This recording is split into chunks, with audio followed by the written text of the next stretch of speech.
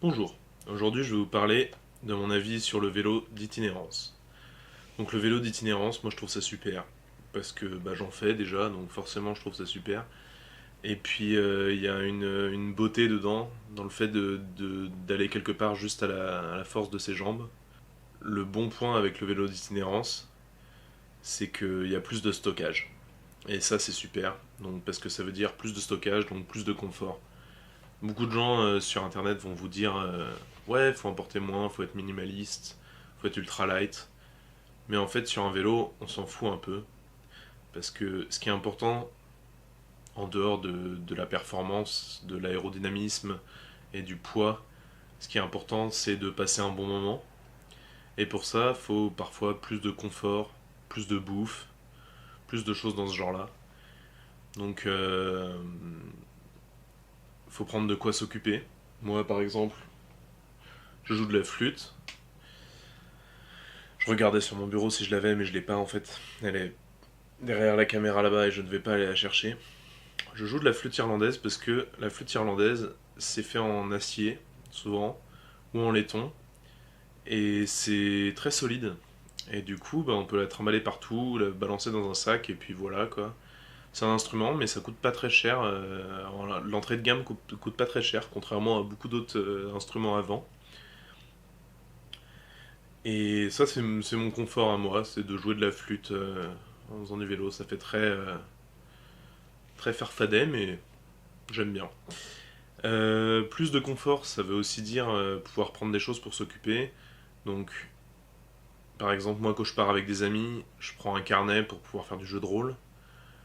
Je prends des choses comme ça, et c'est des choses que j'aurais pas forcément emportées en, en randonnée à pied, parce que c'est plus lourd et on transporte vachement plus difficilement en randonnée à pied.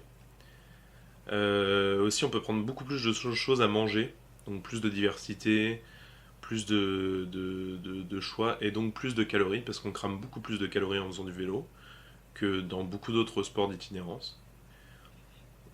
Euh, En second point, je dirais qu'il faut ralentir. Genre, ne pas viser la performance, pas aller au-dessus de 20 km/h. Faut essayer de faire moins de kilomètres. Contrairement à beaucoup de gens qui vont vous dire faut faire au-dessus de 100 km par jour et avoir une performance constante. Moi, je pense qu'il faut faire moins de kilomètres. Il faut viser. Enfin, moi, j'ai l'habitude et c'est un peu mon boulot de faire ça, de partir à l'aventure. Donc, j'ai l'habitude, donc je fais 80-100 km par jour.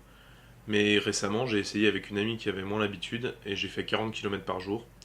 C'est-à-dire une heure de vélo, une heure de pause, une heure de vélo, une heure de pause, et puis la journée est finie.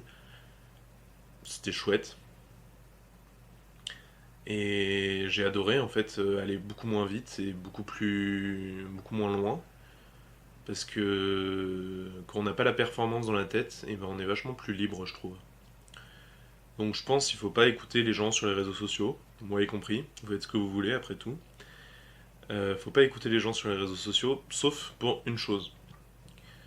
Moi à la base, je viens du fixie, donc pignon fixe, pas de frein, pas de vitesse, pas de roue libre, ça pédale non-stop. Et, et en fait, j'ai commencé ça en me hypant, me motivant, en regardant des tonnes de vidéos, Macaframa, les trucs de Dos 90, des trucs comme ça, que je mettrai peut-être en description si j'ai pas la flemme de le faire. Et, euh, et ça m'a beaucoup inspiré en fait à partir en vélo, parce que j'ai toujours eu une attirance pour l'itinérance. Enfin, même quand j'étais en fixie, il y a des jours où juste je partais le plus loin possible et puis je revenais, j'étais épuisé. Faire 100 km en fixie, c'est un autre délire que faire 100 km avec un vélo de bikepacking. Parce que maintenant j'ai un gravel qui est tout joli et tout performant.